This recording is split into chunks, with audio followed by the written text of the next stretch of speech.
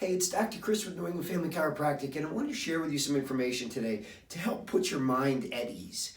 One of the most unhealthy things that you can do is run around in a state of fear all the time. We all know that stress is bad, and fear is just a form of stress. It causes a rise in stress hormones within the body, and those stress hormones cause weakening of your immune system. They cause inflammation. It's bad for a lot of reasons. So I want you to just take 3 minutes here with me and help put your mind at rest.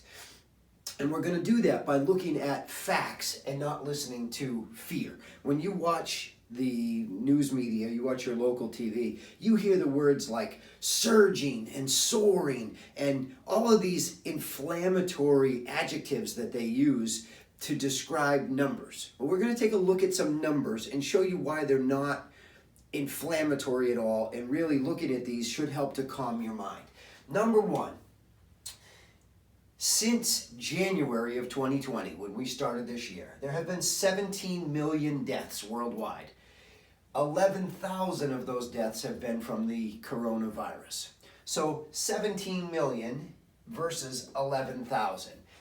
This has stopped the world. This has shut down your schools and shut down sports and everything else around the world. And this we don't hear anything about. So just put that into perspective for a minute.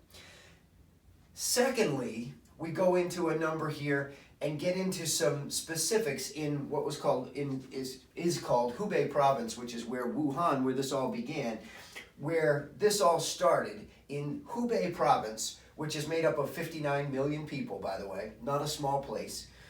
They had 3,085 deaths from the coronavirus.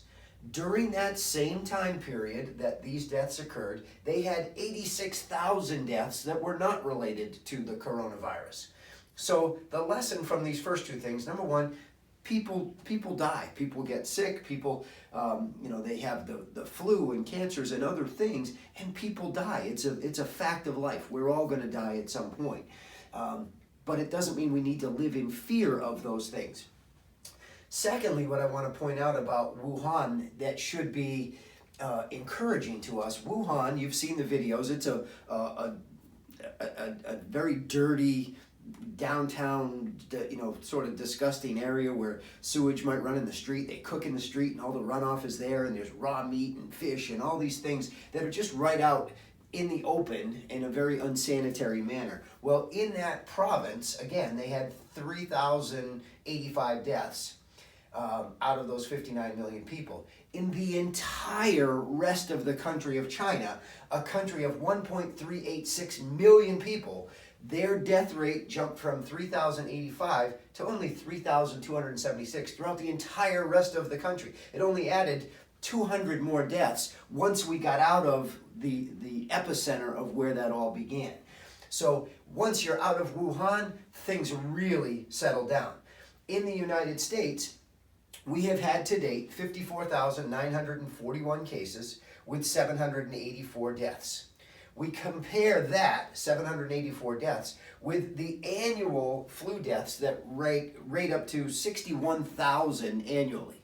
We have an average of 61,000 people that die of the flu. Now, I'm not discounting anybody's life in any of this. For every death, it's horrible for that family, for the people that love those people. If somebody were to die in my family, I would certainly be heartbroken. But again, death is a fact of life. I'm not downplaying any of that.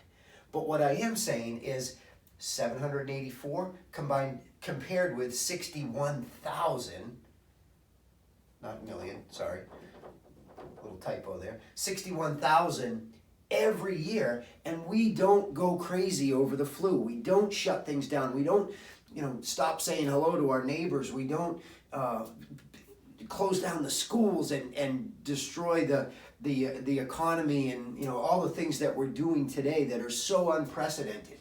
So when you hear, the biggest thing with this, when you hear the number of cases increasing, what I want you to know is right now the testing that's one of the biggest pushes they have. Well, let's get the tests out there.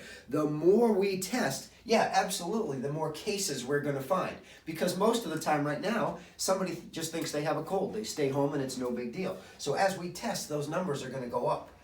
What we want to find and what we're going to see that really continues to make us feel better about this is as the cases go up, the death rate is going to fall even lower, because the more cases there are and the deaths stay roughly the same, that rate goes down. So just to help put your mind at ease a little bit, take a look at those numbers, realize that, you know, dying happens, it's unfortunate, but it's true. It's just a simple fact of life, but your chances of this becoming a serious concern for you are very, very small.